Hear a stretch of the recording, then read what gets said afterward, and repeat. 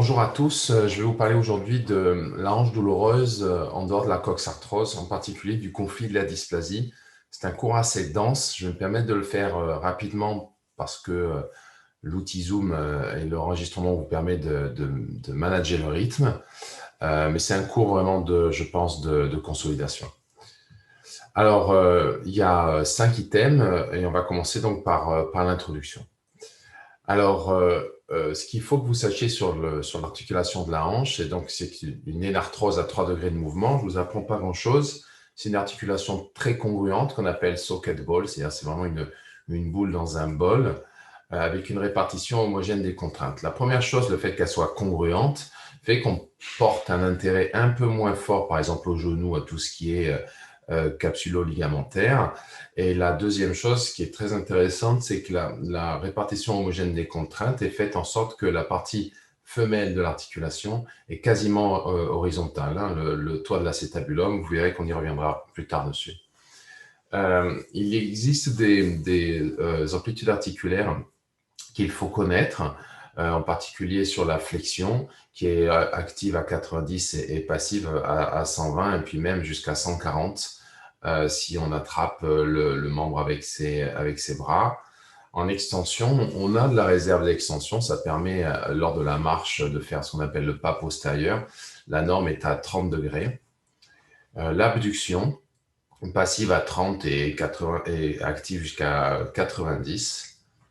Puis l'adduction, elle aussi, à 30 degrés.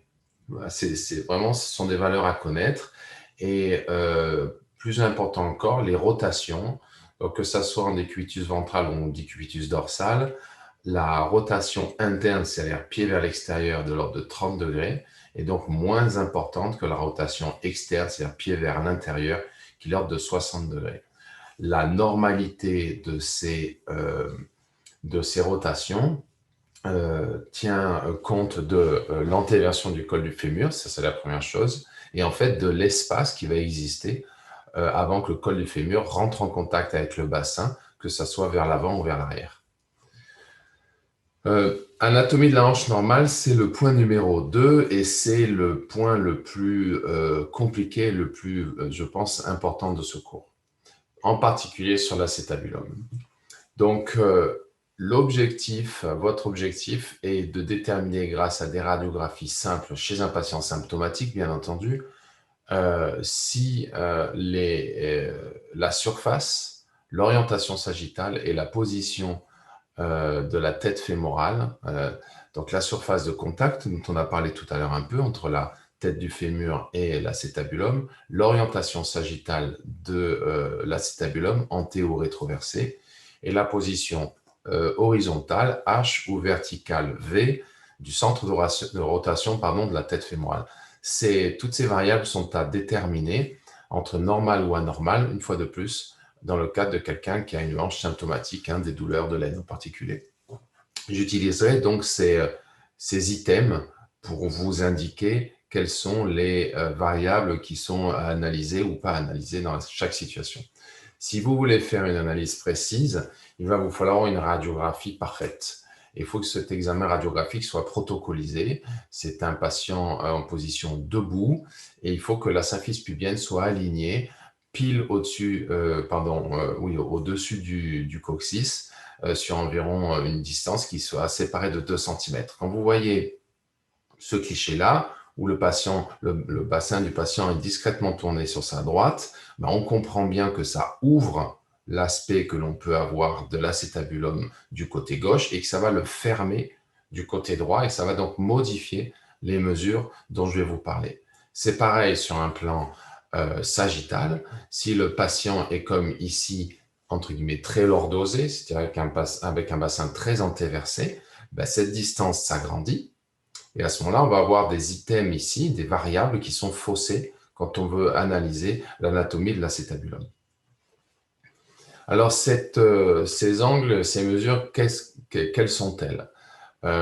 Vous devez connaître la coxométrie classique, c'est le minimum, mais il y a d'autres valeurs. Alors, au niveau de la coxométrie classique, on a l'angle VCE ou l'angle CE en anglais, encore appelé l'angle de Wiberg, qui doit être compris entre 20 et 40 degrés. On a l'angle de Tonis ou l'angle TE ou l'angle HTE en français, qui doit être entre 0 et 10 degrés. Vous avez la même chose sur le faux profil de Lequen que l'angle VCE, c'est le VCA. A, c'est pour anterior edge. Alors, j'ai oublié de vous dire que C, c'est pour center, centre. T, c'est tectum, c'est le début du ligament rond. E, c'est edge, le coin. V pour vertical et H pour horizontal. Donc, le VCA doit être supérieur à 25. Ces trois premiers critères tiennent compte de la surface de contact. Et ensuite, vous avez la ligne de Shenton, qu'on appelle le centre cervico-obturateur, qui est donc cette ligne qui doit être continue ici. Si cette ligne est rompue, c'est rarement que la tête va vers le bas, elle va vers le haut, donc elle tient compte de la position verticale du centre de rotation. Dans le même ordre d'idée, vous avez une autre ligne qu'on appelle la ligne de Kohler ou la ligne ilio-ischiatique qui peut être figurée, qu'on voit ici, mais que l'on peut figurer par deux points, l'un passant par la partie la plus latérale du détroit supérieur que l'on voit ici, et l'autre la partie la plus latérale du trou obturateur que l'on voit ici. Cette ligne permet de connaître si la position médio-latérale, donc horizontale, de la tête fémorale est normale ou anormale. On en parlera tout à l'heure. Cette ligne ilio-ischiatique, normalement, à la fois la tête fémorale et la partie latérale du U obturateur, c'est-à-dire l'arrière-fond, ici, du U. Donc, vous voyez l'arrière-fond ici. À la fois, ces deux variables doivent être latérales à la ligne. Ça, c'est la norme. Si, en revanche, la tête reste latérale, mais que la partie latérale du U radiologique, c'est-à-dire l'arrière-fond, est médiale à cette ligne, ça, c'est une coxa profunda, qui est une anomalie anatomique. Et si tout ou partie de la tête, alors bien entendu, le U est déjà médial, mais si tout ou partie de la tête est médiale à cette ligne ilio-ischiatique, ça s'appelle une protrusion acétabulaire. Donc ça, c'est une terminologie à connaître. Donc une fois de plus, ça tient compte de la position horizontale de la tête du fémur par rapport au bassin. Un autre index qui tient compte de la même chose, c'est l'index d'extrusion. Ça veut dire qu'en gros, 15% de la tête fémorale doit être non couverte. L'index d'extrusion est donc inférieur à 15% maximum. C'est A divisé sur B multiplié par 100. Vous avez aussi des indices radiologiques qui témoignent, cette fois-ci non pas de la surface, mais de l'orientation sagittale de votre acétabulum. Alors, je m'explique. On commence par le milieu. Si votre acétabulum est en position normale, c'est-à-dire avec une discrète antéversion de 15 à 20 degrés, eh bien, la corne antérieure, vue d'en haut, c'est-à-dire vue en antéro-postérieur, cette corne antérieure, ici, visible en verte, sera toujours médiale et la corne postérieure sera toujours latérale au centre de rotation. Ça, c'est la norme. Si en revanche, vous avez, on en parlera tout à l'heure, un excès d'antéversion, comme en particulier dans la dysplasie de hanche, la corne médiale est encore plus médiale, il y a un défaut de couverture antérieure, donc on a cette image-là, au lieu d'être ici, la corne antérieure est ici, ça donne une image en forme de O. Et si en revanche, la corne antérieure revient dans tout ou partie trop vers l'avant, à ce moment-là, elle va être plus latérale à la corne postérieure qui est ici, et ça donne une image en X, ou une image le signe du croisement, ou le crossover sign. Donc retenez ce schéma, et tout à l'heure, de toute manière, j'en reparlerai. Et là, il y a quelque chose de majeur à comprendre, c'est que vous pourrez avoir, par rapport à ce signe du croisement, deux anomalies différentes. La première, c'est sur votre gauche, une anomalie de surface, c'est-à-dire que vous avez trop de couverture devant, et puis vous avez une couverture normale derrière. À ce moment-là, on dit que le signe du mur postérieur est négatif. Qu'est-ce que ça veut dire un signe du mur postérieur négatif? C'est-à-dire que vous regardez votre colonne postérieure, votre corne postérieure, et elle est latérale au centre de rotation. Ça, c'est normal. Donc, vous avez de la couverture postérieure qui est normale et de la couverture antérieure qui est anormalement élevée. Donc, il y a un excès de couverture. Alors que Donc, il y a un excès de surface. Alors qu'ici, vous avez un signe du mur postérieur qui est positif, c'est-à-dire qu'il vous manque de la couverture postérieure et vous en avez trop devant. Et en fait, c'est un défaut d'orientation. C'est-à-dire que la couverture qui est derrière, ben, vous l'avez perdue parce que le côtier l'a tourné, il s'est rétroversé et donc il est vers l'avant. Donc ça, c'est un défaut d'orientation. Et les solutions techniques, chirurgicales, sont complètement différentes dans chacun de ces deux cas. Alors, si on résume, on a donc plusieurs types d'anomalies avec ces trois variables.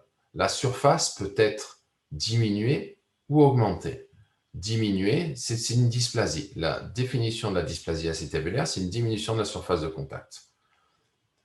Et elle peut être augmentée. C'est l'effet pince dont on parlera tout à l'heure. Ensuite, vous pouvez avoir un problème d'orientation. Vous pouvez avoir un excès d'antéversion. On voit en forme de O de l'acétabulum dont je vous ai parlé, ou un signe du croisement en forme de X. Ça veut dire que le cotyle, l'acétabulum est rétroversé. Et ensuite, vous pouvez avoir une anomalie de position. Le centre de rotation sur un plan horizontal peut être trop latéral, comme on voit dans certaines dysplasies, peut être médialisé, je vous en ai parlé dans la coxa profunda ou dans la protrusion.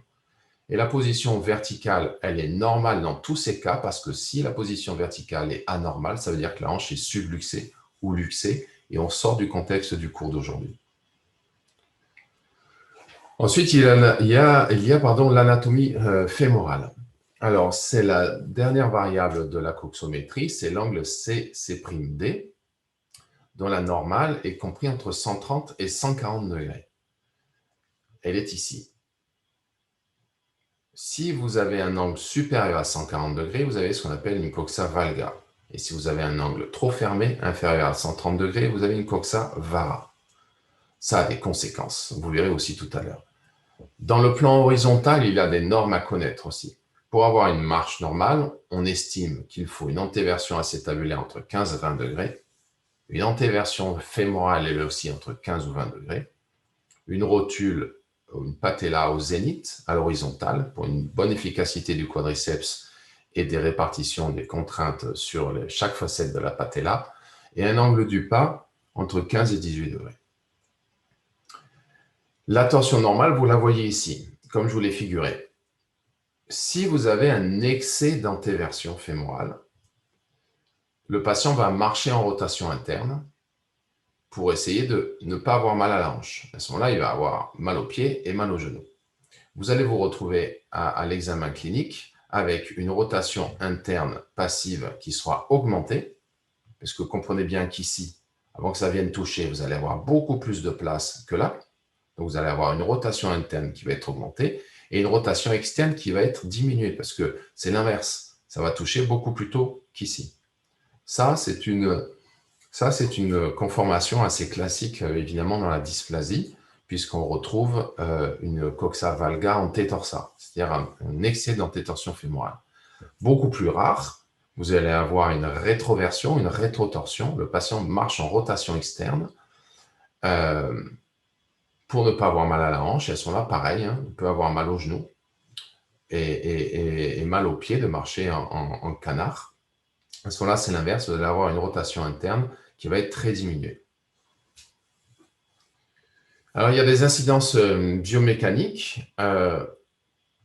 Ça, c'est un article témoignant des surfaces de contact en fonction de la situation.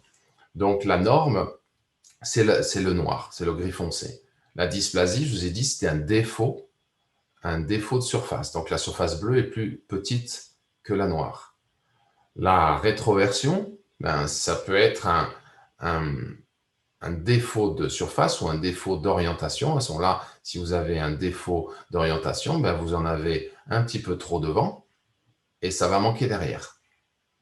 Ensuite, vous pouvez avoir dips et coxa profunda. Donc, par rapport à la zone grise, vous avez un excès de couverture, voire en protrusion, par rapport à la zone grise qui est la norme, un énorme excès de surface, à la fois devant et derrière. Donc, c'est en fonction de chaque situation, les contraintes mécaniques diffèrent. quand vous voyez ici une hanche normale, les contraintes mécaniques sont réparties de manière homogène sur la surface de la tête. Si vous avez une dysplasie, vous avez des contraintes qui vont être réparties de manière beaucoup plus importante. Vous voyez, au niveau de l'interface entre la tête et l'acétabulum, entre la tête et l'acétabulum, vous allez avoir beaucoup plus de contraintes sur l'acétabulum puisque la surface est plus petite. Et dans le cadre d'une protrusion, les contraintes vont être réparties de manière éventuellement plus homogène sur la partie antérieure, mais on peut retrouver des contre-coups et des problèmes, en revanche, sur la partie postérieure. La coxa valga aussi a des conséquences biomécaniques, puisqu'elle va augmenter les forces subluxantes, puisque le vecteur, au lieu d'aller dans ce sens-là, le vecteur va aller un peu plus vers le haut, donc ça augmente les forces subluxantes. Et ça augmente donc les contraintes sur la zone antéro-supérieure de l'acétabulum. C'est un peu la même chose que l'on a par rapport aux muscles. C'est la raison pour laquelle on fait des ténotomies des adducteurs chez les enfants qui ont des luxations congénitales de hanche, parce que les adducteurs en vert représentent une force subluxante, alors que les abducteurs, c'est-à-dire le moyen fessier en particulier, représentent une force protrusive. Alors ensuite, on va parler donc de la dysplasie de hanche. La dysplasie de hanche, c'est une pathologie quasiment féminine avec une incidence d'1 sur 1000 qui n'est pas diagnostiquée à la naissance parce que seule la luxation congénitale est diagnostiquée. La dysplasie est peu visible à l'examen clinique. Elle est cause de douleurs de l'aine chez l'adulte, même chez l'adulte jeune, et de coxarthrose prématurée. C'est une des premières causes de coxarthrose prématurée chez l'adulte. C'est un trouble du développement qu'on appelle le développement dysplasique de hanche, dans sa forme donc non luxée, la dysplasie de hanche avec une ligne de Shenton conservée, ou dans sa forme luxée qu'on appelle la luxation congénitale de hanche. Donc la dysplasie de hanche diagnostique par un angle VCE, donc comme je vous disais, qui est inférieur à 20 degrés. C'est la définition même. On peut regarder l'angle de HTE, mais c'est l'angle CE ou VCE ou l'angle de Wiberg qui définit l'existence d'une dysplasie acétabulaire. C'est donc vraiment une question de surface de contact qui est diminuée. Alors, on a différents types. Dans la dysplasie, donc, on a en gros toujours une surface de contact qui est diminuée. On a une position verticale de la tête fémorale qui est normale, sinon c'est une subluxation ou une luxation. On a une position horizontale de la tête fémorale qui est normale ou discrètement latéralisée. Et ensuite, et c'est ça qui est surprenant, c'est que dans la quasi-totalité des cas, on a un défaut de couverture antérieure, donc c'est la forme du haut dont je vous ai parlé. 5 fois sur 6, on a un défaut de couverture antérieure avec cette image radiologique, mais 1 fois sur 6, la dysplasie de hanche, donc cette diminution de la surface acétabulaire, est associée à une rétroversion, comme on peut le voir par exemple ici. Ici, où il y a un petit signe du croisement. Donc, c'est une dysplasie acétabulaire associée à une rétroversion. Et ça va avoir une incidence, parce que si vous faites une butée de hanche dans le cas d'une dysplasie acétabulaire avec un défaut de couverture latérale et antérieure, donc ce signe du haut, votre butée va être bien, alors que si vous le faites dans le cas d'une dysplasie de hanche associée à une rétroversion, vous allez augmenter la couverture antérieure et méconnaître la plupart du temps le défaut de couverture postérieure, ce qui va entraîner un échec de votre intervention. Comme je vous disais, le cintre cervico-obturateur, la ligne de Shenton, va définir, lorsqu'elle est non rompue, la présence d'une dysplasie, et lorsqu'elle est rompue, la présence d'une subluxation. Et dans ce cas-là, plus la tête va monter, donc on va avoir une position haute, plus elle va être latérale, ce qui est logique. Cette dysplasie de hanche va, comme elle diminue la surface de contact, elle va augmenter la pression, puisque la pression, c'est le poids divisé par la surface de contact. Donc, vous voyez que dans une modélisation avec une hanche normale en blanc et un modèle dysplasique en gris, à la marche ou à la montée ou à la descente des escaliers, les contraintes que subissent le cartilage et surtout le labrum explosent, sont multipliées par 8 ou 10. D'où l'usure prématurée et d'où des douleurs, puisque le labrum est innervé. Si en revanche vous avez un angle de Wiberg, donc un angle CE entre 20 et 25, ça s'appelle une dysplasie limite. En fait, ça veut dire quoi? Ça veut dire que cet angle, il est quand même, notre mesure n'est pas suffisamment précise pour condamner quelqu'un avec certitude au diagnostic de dysplasie et aux solutions chirurgicales que ça impose lorsque vous avez 23 ou 24 de VCE. On est vraiment certain lorsque c'est inférieur à 20. Entre les deux, on appelle ça une dysplasie limite. Dans le cadre de cette dysplasie limite, il y a un facteur de risque qu'il faut identifier, c'est l'hyperlaxité congénitale que l'on diagnostique grâce au score de Bayton. Lorsque ce score de Bayton est supérieur à 6, on a une hyperlaxité congénitale. Alors comment on fait? On fait ces 5 tests. Celui-là compte double, parce qu'il n'est pas latéralisé. La possibilité de ramener le pouce sur l'avant-bras, de tordre la MP du 5e à plus de 90 et un récurvatum au niveau de l'avant-bras ou au niveau du genou. Et puis vous additionnez. Si vous avez 9, c'est que vraiment, il n'y a aucun doute, mais au-delà de 6, c'est une hyperlaxité congénitale. Et ensuite, on peut classifier, on peut définir sa dysplasie de hanche comme étant acétabulaire isolée, comme étant fémoral isolé, ce qui est rare, donc c'est une coxa valga, ou comme une dysplasie de hanche mixte. Comprenez bien que si vous avez une coxa vara, ce n'est pas une dysplasie de hanche, parce que la dysplasie de hanche, par définition, en théorie, c'est la dysplasie acétabulaire, mais on tolère éventuellement la coxa valga de manière isolée comme étant source de lésions labrales, et donc elle est appelée aussi dysplasie de hanche. Et ensuite, vous allez la classer selon la gravité. On en a parlé, c'est une dysplasie vraie ou une dysplasie moyenne lorsque l'angle est entre 20 et 25, sévère lorsqu'elle est entre 20 et 5, et extrême inférieure à 5 degrés. À ce stade, il faut aussi évaluer l'arthrose, ça c'est très important, par la classification de Tonis en 3 grades, en 4 grades, pardon, c'est une classification radiologique. Stade 0, pas d'arthrose. Stade 1, toujours pas de diminution de l'interligne articulaire, mais des petites zones de sclérose, éventuellement des ostéophytes. Et puis grade 2, une diminution de l'espace articulaire. Un grade 3, un espace articulaire inférieur à 3 mm. En fait, il y a vraiment un cut-off entre grade 0 et 1 où il y a l'interligne articulaire respectée, et grade 2 et 3 où l'interligne articulaire n'est pas conservée et il commence à être attaqué. Et là, c'est un vrai problème de proposer des solutions chirurgicales à ces patients. En général, ça ne fonctionne pas très bien. Donc, pour envisager un traitement chirurgical conservateur à la dysplasie de hanche, il vous faut idéalement un tonus 1 ou 0. Il n'y a pas de limitation d'âge, même s'il y a quand même un lien assez fort entre le degré d'usure et l'âge. Et puis, la deuxième chose, c'est qu'on peut s'interroger si on met en balance, par exemple, une butée ou une ostéotomie versus une arthroplastie chez les gens de plus de 50 ou de 60 ans. Il vous faut des amplitudes articulaires normales, ça c'est vrai pour toute la chirurgie conservatrice, y compris au genou. Et la dernière chose qu'il vous faut, c'est un recentrage, mais en particulier pour une intervention. Qu'est-ce qu'on a comme option? On a la butée, les ostéotomies pelviennes ou l'ostéotomie fémorale.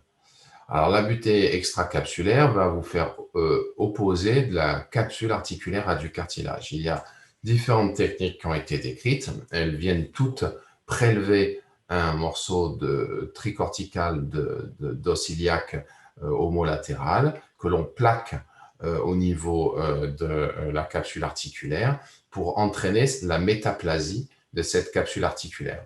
C'est donc la raison pour laquelle il est normal sur une radiographie d'une butée que cette butée elle paraisse élevée par rapport à l'interligne, puisque le but, ce n'est pas d'ouvrir la capsule et de mettre la butée osseuse au contact du cartilage.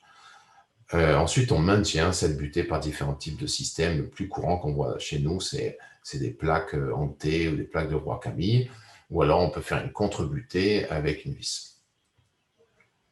La deuxième chose que vous devez connaître, c'est les ostéotomies pelviennes. Il en existe 2, enfin il en existe beaucoup, mais celle que vous verrez en France, c'est le Chiari et le Gans. La première, c'est donc l'ostéotomie de Chiari, c'est une ostéotomie sustectale. Donc on va faire entre guillemets une fracture transversale de l'acétabulum et on va médialiser la partie basse de l'acétabulum et ensuite c'est maintenu par une vis.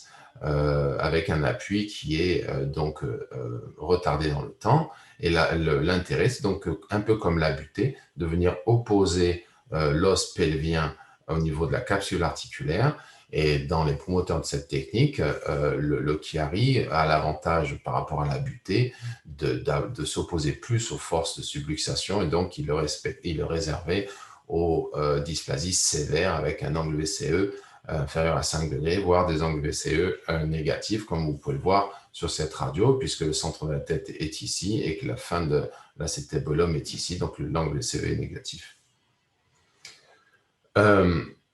Ces ostéotomies dites, ces gestes d'augmentation, butée ou Chiari, ont des inconvénients. La butée a une faible prévention de la subluxation, comme je vous le disais. Elle ne permet pas de médialiser. Si vous médialisez le centre de rotation de la tête, vous diminuez les contraintes. Elle est contre-indiquée dans le cadre d'une rétroversion acétabulaire, puisqu'elle va l'aggraver. Le Chiari n'a pas de limite par rapport à la subluxation. C'est même peut-être une intervention de sauvetage intéressante. Elle ne permet pas de médialiser parfaitement. On ne peut pas modifier l'orientation de l'acétabulum, donc le défaut de couverture antérieure. Et puis, ça modifie le bassin. Donc, ça peut diminuer les facilités d'avoir un accouchement par voie naturelle. Et c'est une intervention relativement agressive pour le moyen fessier. C'est la raison pour laquelle, dans les années 80, en particulier en 84 et 85, Reinhold Gantz a développé cette ostéotomie périacétabulaire, qui donc vient libérer un fragment acétabulaire tout en respectant la colonne postérieure pour le réorienter dans l'espace. Donc, on a une liberté complète du fragment et une intégrité de la colonne postérieure, ce qui ont les deux avantages. Donc, alors, c'est stable parce que ce fragment, il vient comme un cube se coincer dans les angles du cube que l'on a coupé, un peu comme si vous preniez un cube des jouets des enfants maternels et que vous vouliez le rentrer de travers, mais si vous forcez beaucoup, il va se coincer. Ensuite, la fixation est de ce fait légère parce que c'est stable et que la colonne postérieure est intègre. 2 vis suffisent en général. C'est compatible avec une grossesse parce qu'on ne modifie pas le détroit supérieur. La vascularisation de l'acétabulum est respectée, donc on peut faire une arthrotomie si on le souhaite, en particulier pour accéder au labrum. Et on peut médialiser, augmenter la couverture latérale. On peut aussi antéverser ou rétroverser le fragment selon le type de dysplasie. Et tout ça est faisable par une seule voie d'abord. Pour finir, ça ne compromet pas une arthroplastie de l'ange futur, ça a été publié. Pour que cette intervention soit indiquée, il faut que la tête soit sphérique, ce qu'on appelle un bon recentrage. Pourquoi? Quand on a une dysplasie de hanche, on a en gros 2 ovales qui se sont fabriqués l'un par rapport à l'autre. C'est un peu comme si vous mettiez un œuf dans un bol. Si vous tournez l'œuf, au bout d'un certain moment, l'œuf peut arriver en contact vraiment ponctuel avec le bord du bol parce qu'ils n'ont pas les mêmes rayons de courbure. Ça donne quoi? Si vous regardez ça, on va faire un cliché d'abduction, c'est-à-dire de face, écarter la hanche de 30 degrés, ce qui va mimer ce qu'on va faire avec l'ostéotomie. C'est-à-dire qu'avec l'ostéotomie, on va tourner le fragment dans ce sens-là, et donc on va mimer ce que ça va donner. Il faut que les 2 rayons de courbure correspondent, que l'interligne soit bien homogène, et ça, congruente, que la congruence de l'articulation soit respectée. Et donc, à ce moment-là, le cliché de recentrage est qualifié de favorable. Alors que dans ce cas-là, vous voyez, il y a une dysplasie et quand on recentre la hanche, les 2 rayons de courbure étant différents, il y a un contact ici qui fait comme un pincement articulaire. Et ça, c'est probablement un risque d'échec plus important. Donc, ça peut être une contre-indication à ce type d'intervention. Elles sont maintenant faisables depuis 10-15 ans par des techniques mini-invasives développées au Danemark par Claes Sobel, une voie dite transsartoriale avec une incision dans l'endroit de la culotte d'environ 6 à 8 cm. Donc une intervention qui dure, disons, entre 1 heure et 1 heure et demie par une cicatrice de 6 à 8 cm. Habituellement, on ne draine pas et l'appui est autorisé d'emblée avec une paire de cannes anglaises pour 45 jours. Mobilisation libre. Donc voilà ce que ça peut donner en péropératoire. On voit que la colonne postérieure ici est intègre et qu'on a en gros coupé dans le plan frontal la colonne postérieure en 2 et celle-là, on l'a mobilisée. Le radiologique remonte. On voit ici l'empreinte de la colonne postérieure qui était avant ici. Donc on voit bien que tout ce fragment est tourné tourner autour du centre de la tête fémorale, pardon, qui est maintenant bien couverte avec la corne antérieure qui est ici, la corne postérieure qui est ici et le centre de la tête qui est entre ces deux cornes. Ensuite, on fixe avec deux vis qui peuvent éventuellement être enlevées par la suite. Il y a évidemment une courbe d'apprentissage, comme toute intervention. Il y a des complications, comme toute intervention. Les complications majeures sont les mêmes que celles de la chirurgie de la hanche et du bassin, elles sont neurovasculaires. Et les complications mineures sont principalement l'atteinte du nerf fémoro-cutané, environ 1 fois sur 5. Il y a une neurapraxie qui s'estompe avec le temps. Quand on regarde la littérature, il y a énormément d'informations, mais cette étude multicentrique témoigne que tous les scores qu'on peut utiliser, même les scores les plus récents, comme le OUS ou le UCLA, témoignent d'une augmentation de ces scores grâce à cette intervention. Ces scores restent bons très longtemps, même au-delà de 15 ans. Vous voyez, si on s'intéresse juste aux réopérations, 5% de réopérations en 15 ans, mais si on regarde la pérennité des scores, on a quasiment 8 patients sur 10 qui, au-delà de 15 ans, conservent un résultat fonctionnel. Donc, ce n'est pas une chirurgie d'attente, c'est vraiment une chirurgie, si on arrive suffisamment tôt, qui peut annuler ou en tout cas retarder de manière très, très importante l'échéance d'une arthroplastie de hanche. D'accord ? Et ça, pour vous parler tout à l'heure du conflit, si on augmente trop la couverture, eh bien, on crée un conflit, donc c'est une source d'échec. Cette ostéotomie donne donc des résultats fonctionnels pérennes dans le temps, mais aussi un indice de satisfaction dans cette population jeune, à la fois sur les activités sportives et les activités sexuelles, chez plus de 90% des patients. La dernière chose que l'on peut discuter dans le cadre d'une dysplasie de hanche, c'est l'ostéotomie fémorale. Donc, on a une dysplasie de hanche avec une coxa valga et on se dit on va variser. Alors, variser, c'est cohérent sur un plan mécanique puisque ça va augmenter les forces protrusives et donc diminuer les forces subluxantes. En revanche, ça diminue la longueur du membre. Ça augmente la largeur du bassin, ce qui est parfois mal toléré chez certaines femmes. Et puis, comme le grand trochanter va s'ascensionner, eh bien, on diminue la force du moyen fessier, ce qui peut entraîner une boiterie prolongée. Donc, dans les années 70, ça a été modifié avec donc une varisation associée à une distalisation. Comme vous voyez ici, le grand trochanter est distalisé pour essayer de diminuer cette perte de force motrice du moyen fessier, mais pourtant, on garde toujours l'inconvénient de raccourcir le membre opéré. Et puis, au final, dans les années 80, ça a été associé avec une butée juste avant l'apogée de l'ostéotomie périacétabulaire. Donc, c'est faisable, mais il faut prendre conscience de ses limites, diminution de la longueur du membre et perte de force du moyen fessier. Donc, c'est la raison pour laquelle c'est conservé à l'heure actuelle dans le cadre d'une dysplasie fémorale isolée, donc une coxa valga, une dysplasie associée éventuellement à une dysplasie très légère, donc une dysplasie minime entre 20 et 25 de VCE, et surtout, idéalement, si elle est unilatérale, c'est à ce moment-là, on a souvent un membre inférieur plus long, et donc on va le normaliser. Et dans ce cas-là, il faut faire une distalisation du grand trochanter pour diminuer le risque de boiterie de Trendelenburg qui peut être sinon de l'ordre de 30%.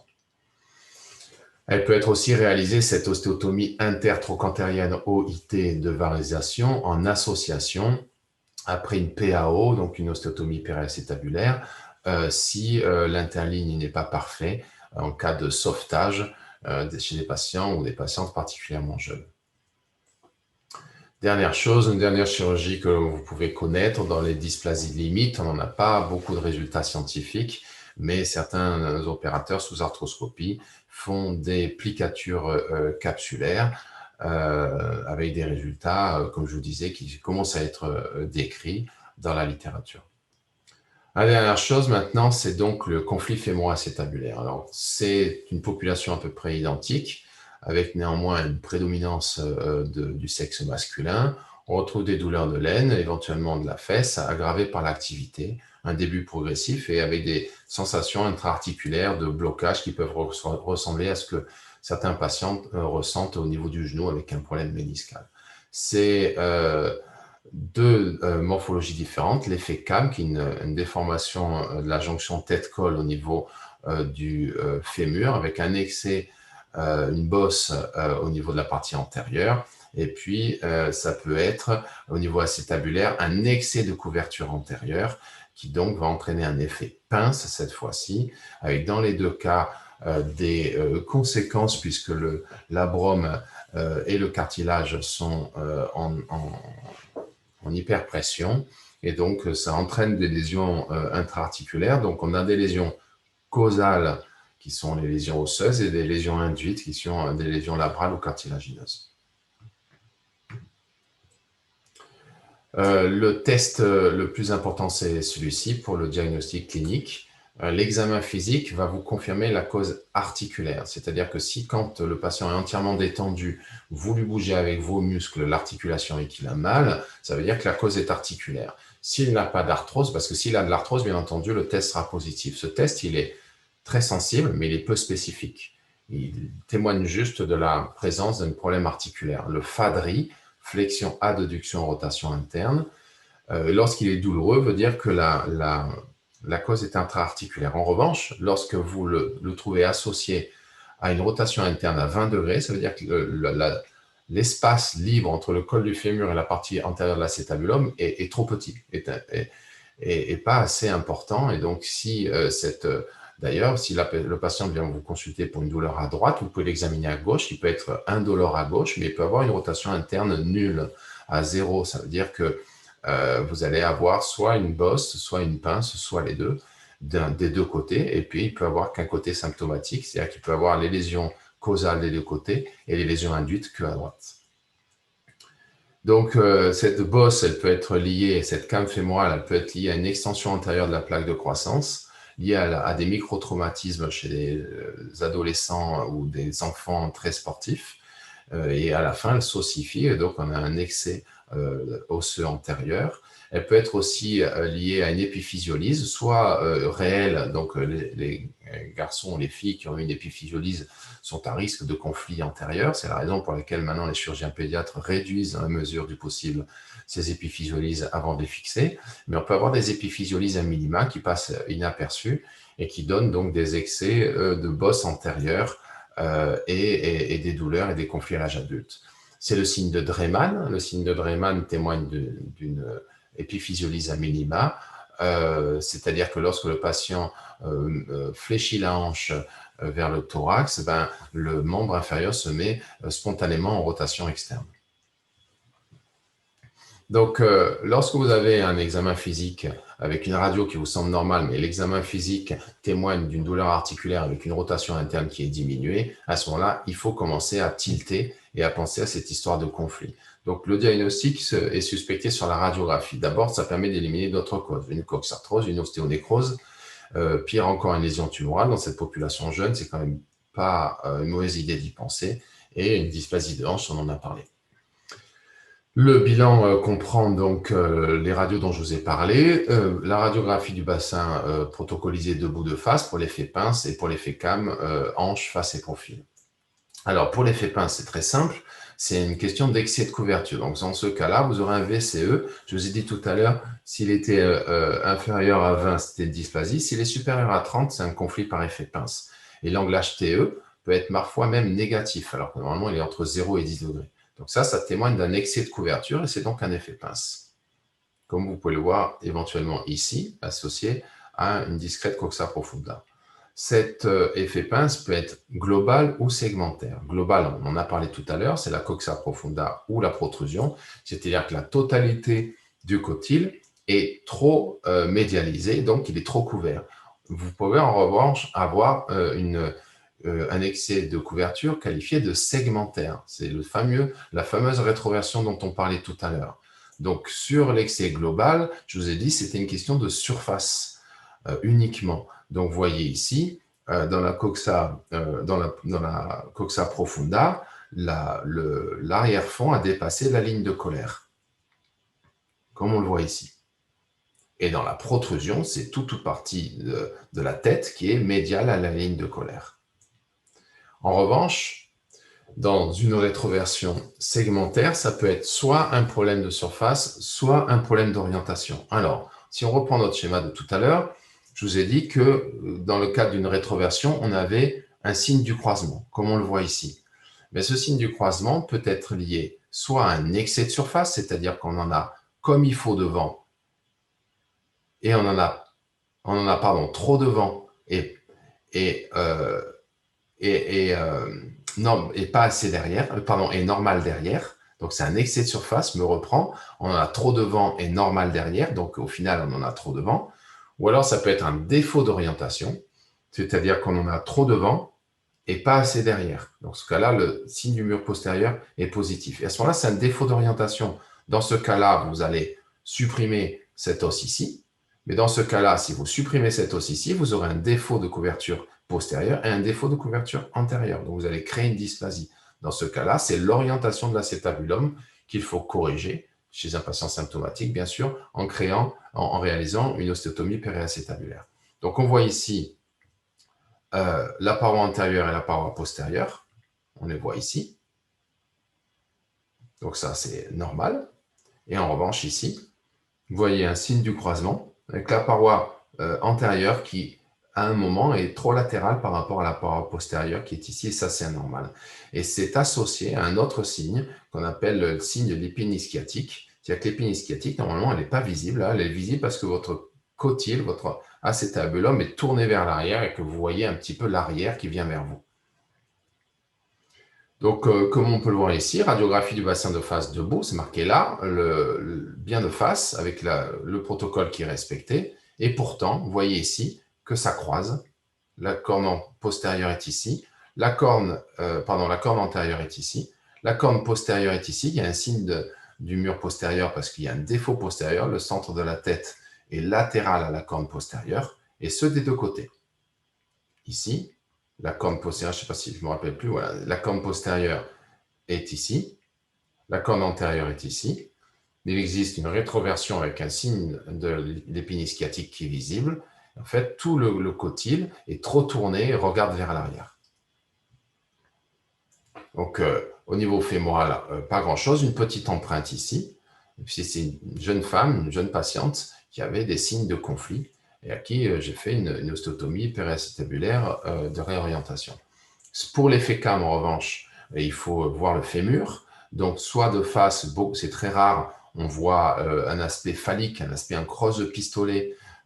Ici, on a une perte de la concavité de la jonction entre la tête et le col. Mais la plupart du temps, ce que l'on cherche, c'est sur le profil. Donc, il faut un profil de Dunn ou un autre profil que je vais vous montrer. Et on va chercher une aspéricité. C'est-à-dire qu'à un moment, la tête, elle est sphérique tout le temps, sauf à un moment où elle se rejoint au niveau du col du fémur. Sauf que là, elle est asphérique bien plus tôt à cause de cette bosse. L'autre examen que vous pouvez demander, mais il est souvent difficile d'obtention, vaut mieux demander un cliché de Dunn, DU2N, mais vous pouvez quand même demander un cliché radiographique de la hanche, associant, alors excusez-moi, c'est de face, hein, associant flexion à 45, abduction à 45 et rotation externe à 30, les trois en même temps. La plupart du temps, malheureusement, les manips vous font trois clichés différents, un en flexion, un en abduction et un en rotation externe. Donc, voilà ce que ça peut donner. Là, de face, ça a l'air très bien. Si vous regardez de profil, ça a l'air correct, mais si vous faites un vrai profil de Dunn, vous voyez ici la jonction entre la tête et le col, et donc cette bosse. Cette bosse, elle existe et elle peut être anormale. Oui, excusez-moi, je suis en train de... ouais, ça vous ennuie pas? Merci. Merci beaucoup. Merci.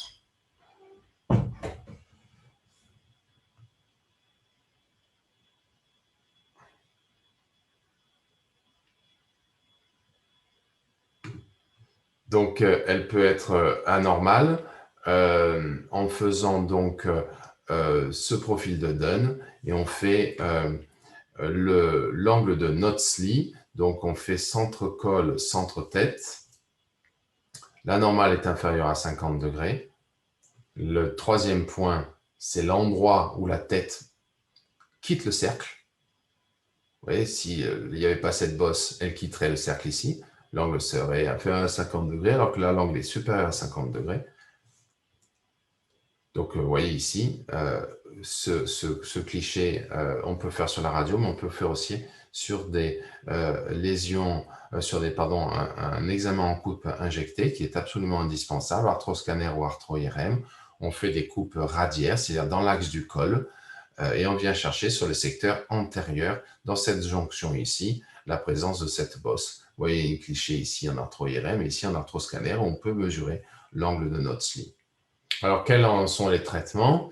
Pour le conflit de hanche, c'est le traitement des lésions causales, donc l'ostéoplastie du col du fémur. On va donc réséquer cette partie protubérante ici. On peut le faire avec une luxation chirurgicale de hanche. On peut le faire avec une voie d'abord antérieure ou on peut le faire sous arthroscopie. Vous voyez, par exemple, ici, on va déterminer où se situe la bosse. Alors, elle est recouverte de cartilage, ce qui est surprenant. L'acétabulum, c'est une hanche droite. L'acétabulum est à gauche et le fémur est à droite. Donc, on va mesurer où se situe sur cette bosse, donc d'avant en arrière. Et vous voyez, la bosse est sur la droite. Et à la fin, on la résèque et on fait des examens sous AG pour voir qu'elle ait été suffisamment réséquée.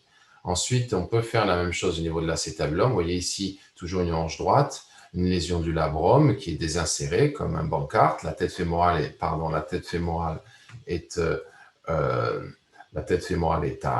gauche, est à droite ici. Donc, on va venir réséquer, après avoir libéré le labrum, on va venir réséquer la partie antérieure protubérante donc de l'acétabulum sur le siège de cet excès d'os. Donc, on libère le labrum, on met en évidence le rebord osseux et ensuite, on va le réséquer. Donc, comme vous voyez ici, sur un conflit mixte associant un problème acétabulaire à un problème fémoral, donc une lésion labrale labrum est désinséré, la tête fémorale, l'absence de problème cartilagineux, le labrum postérieur qui est ici. On voit l'arrière-fond avec le ligament rond qui est sain. Et donc, on va se porter rapidement sur la partie antérieure, ici une désinsertion du labrum. Cette désinsertion sera on voit ici une lésion cartilagineuse. Cette désinsertion sera complétée au bistouri arthroscopique pour ensuite aller regarder la partie antérieure de l'acétabulum. Voilà, que l'on voit ici avec l'électrode, voilà l'os, et puis cette partie antérieure de l'acétabulum va être réséquée pour ensuite refixer le labrum sur les encres. Alors, si on résume ce que l'on peut faire en chirurgie par rapport à ces problèmes de malformation anatomique. Si vous avez un défaut de couverture, si vous avez une découverture avec un angle VCE, ça s'appelle une dysplasie de hanche. À ce moment-là, vous devez vous interroger sur l'existence ou pas d'un trouble de version.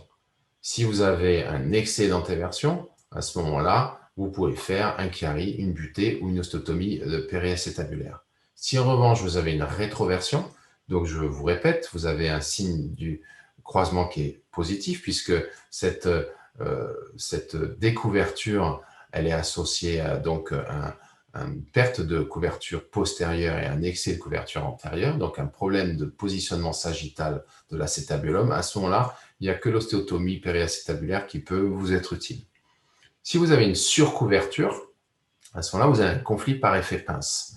Soit cette surcouverture est focale, c'est-à-dire que vous avez un excès antérieur et il vous manque pas d'os derrière. Donc à ce moment-là, vous pouvez supprimer cet excès antérieur par une acétabuloplastie que l'on fait sous arthroscopie. Si en revanche, vous avez un excès de couverture globale, comme une coxa profunda. On en a peu l'expérience en France, mais nos collègues suisses le décrivent très bien. On fait une vagisation fémorale associée à éventuellement une acétabuloplastie ou une fémoroplastie, voire même une ostéotomie pelvienne. Vous pouvez avoir un trouble de couverture avec un excès de couverture associé à un trouble de version, donc c'est la vraie rétroversion acétabulaire. À ce moment-là, il faut faire une ostéotomie périacétabulaire inversée, c'est-à-dire que l'on va éventuellement découvrir et on va antéverser l'acétabulum pour augmenter la couverture postérieure et diminuer la couverture antérieure. Voilà, j'espère que j'aurai été le plus clair possible. Je pense que cet exposé est très dense, probablement difficile à comprendre et qui va susciter des questions. En tout cas, je suis à votre disposition pour tout ça et je vous souhaite une bonne fin de journée.